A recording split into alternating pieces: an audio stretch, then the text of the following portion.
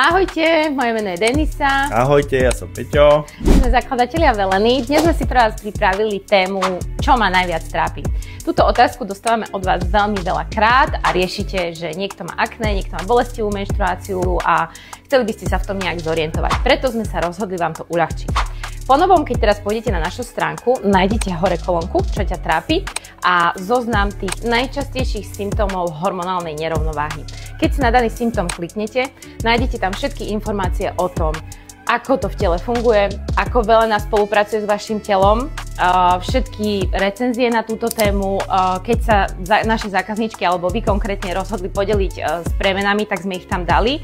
Urobili sme to preto, pretože sama z vlastnej skúsenosti viem, že keď mňa trápi nejaký problém, tak to ostatné, čo je ohľadom toho, nie je pre mňa až tak podstatné. Čiže sme vám spravili ako keby taký filter a nájdete ho u nás na stránke, kliknite si, prečítajte si.